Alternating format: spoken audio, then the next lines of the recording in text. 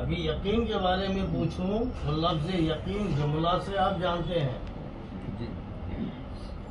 لیکن یقین کس کو کہتے ہیں یہ گواہی آپ نہیں دے پائیں گے۔ یقین کس کو کہتے ہیں؟ اس لیے کہتے ہیں کہ جب آپ میں یقین ہوگا تو آپ کی کیفیت اس یقین والی ہوگی جو خوبی آپ کے اندر ہے۔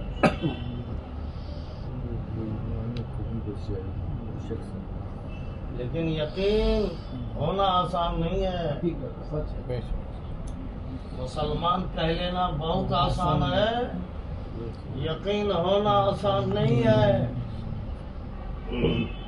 اور جو آسان نہیں ہے اس کے لیے جدوجہد کرنی پڑتی ہے، گھسائی کرنی پڑتی ہے، سب کچھ سہنا پڑتا ہے۔ بدلہ لینے والا نظریہ نہیں ہوتا ہے، معاف کرنے والا نظریہ ہوتا ہے۔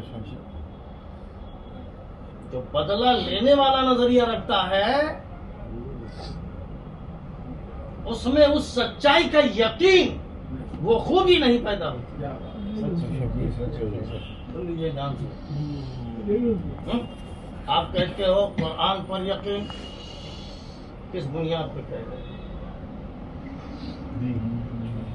کیا آپ پڑھنا جانتے ہو اس لیے کہہ رہے ہو ہمیں قرآن پر یقین؟ اگر اس معنی کر کے کہتے ہو کہ ہم قرآن پڑھنا جانتے ہیں، ہمیں علم ہے، اس کا ترجمہ بھی ہم جانتے ہیں، ہم ساتوں کلمہ پڑھتے ہیں، اس کا ترجمہ بھی ہم جانتے ہیں، اس لیے ہم مسلمان ہیں، ہم ایمان والے ہیں۔ زبان سے کلمات کو پڑھ لینا یہ مسلمانیت کی دلیل نہیں، یہ ایمان کی دلیل نہیں۔ آپ بھول میں مت پڑو، غفلت کی زندگی جینا پسند نہ کرو، نبھرنا سوچ لو۔ مسلمان کہتے کہتے قبر میں جب پہنچے مسلمانیت بھول گئی، جب پریشانی دنیا میں آئی تو مسلمانیت بھول گئی، جب تکلیف میں دو چار ہوئے آپ تو مسلمانیت بھول گئے، کلمات کو بھول گئے۔ ہم نے کیا دعویٰ کیا تھا کہ اللہ کے سوا کوئی معبود نہیں، محمد صلی اللہ علیہ وسلم اللہ کے رسول ہیں۔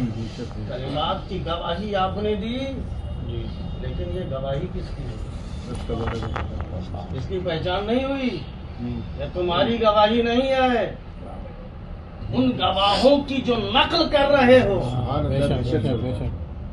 بات سمجھ میں آ رہی ہے؟ اصل تو ان کی گواہی ہے، انہوں نے آقا سے محبت کیا، آپ صلی اللہ علیہ وسلم سے محبت کی، بولو، اور آپ صلی اللہ علیہ وسلم نے ان کی گواہی دی۔ بولو، تو طرفین کی بات آ گئی نا۔